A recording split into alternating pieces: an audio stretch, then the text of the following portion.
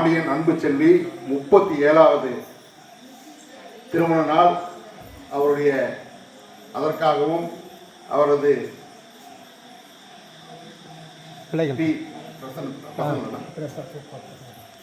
B Praveen, Saranya மற்றும் குட்டீஸ் வெண்பா, பிரதீப் நலம் பெற கடவுளிடம் வேண்டி சொல்லி கேட்டிருக்கிறாரு. ஒவ்வொரு அமாவாசையும் அண்ணாருக்காகவும் அந்த அம்மா தாயார் அன்பு செல்விக்காகவும் ஒவ்வொரு அமாவாசையும் அவங்களுக்காக நாங்கள் வேண்டிக்கிறோம். எங்களுக்கு பக்கத்துணையாக எங்களுக்கெல்லாம் எப்படி இருக்காங்களோ அதே மாதிரி அவங்களுக்கும் போய் கூட இருந்து சிறப்பாக செஞ்சு கொடுத்துருக்குறாங்க. அவரோட குடும்பம் மென்மேலும் சிறப்பாக சிறக்கணும்னு சொல்லி வேண்டி கேட்டுக்கிட்டு இந்த பணி இன்னும் நிறைய தொடரணும்னு சொல்லி கேட்டுக்கிறோம். நன்றி.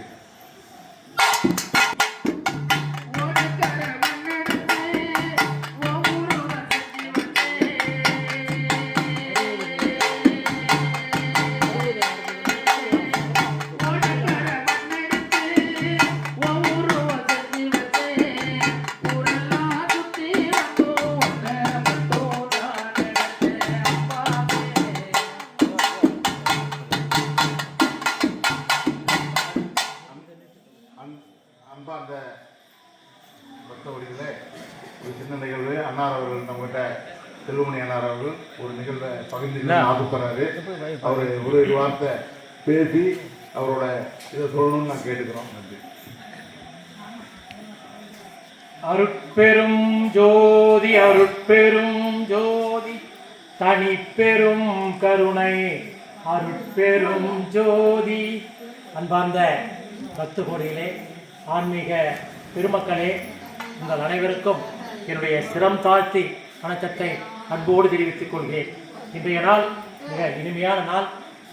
இன்றைய நாளில் நமது பெருமதிப்பிற்குரிய நமது அங்காள பரமேஸ்வரி என்கிற பெரியநாயகி அம்மன் ஆலயத்தில் மிக சிறப்பாக இந்த ஊஞ்சல் உற்சவ விழா சிறப்பாக அன்னதானத்தோடு நடைபெறும் என்பது மிக்க மகிழ்ச்சியான செய்தி. இதனை எடுத்து செய்பவருடைய குடும்பமும் அவர்களும் நோய் நொடியற்று மிகச்சிறப்பாக எல்லா வளமும் பெற்று மிக ஆரோக்கியத்தோடு வாழ வேண்டும் என்பது நம் அனைவருடைய விருப்பம். கட்டாயமாக அவர்கள் நல்லாக இருந்தால் இந்த ஆலயத்தில் இன்னும் பல நிகழ்வுகள் மிகச்சிறப்பாக நடக்கும். ஏனென்றால் இன்று அமாவாசை இரவு, இந்த நேரத்தில் உங்கள் அத்துணை பேரையும் இங்கே கூட்டியிருக்கிறார்கள் என்றால் அதற்காக உழைத்த அந்த உள்ளங்களுக்கு எனது மனமார்ந்த நெஞ்சார்ந்த நன்றியை அன்போடு காணிக்கையாக்குகிறேன். இன்று எனக்கும் ஒரு பெருமையான நாள். நான் ஏதோ சாதாரணமான நிலையில் இங்கு வந்தேன்.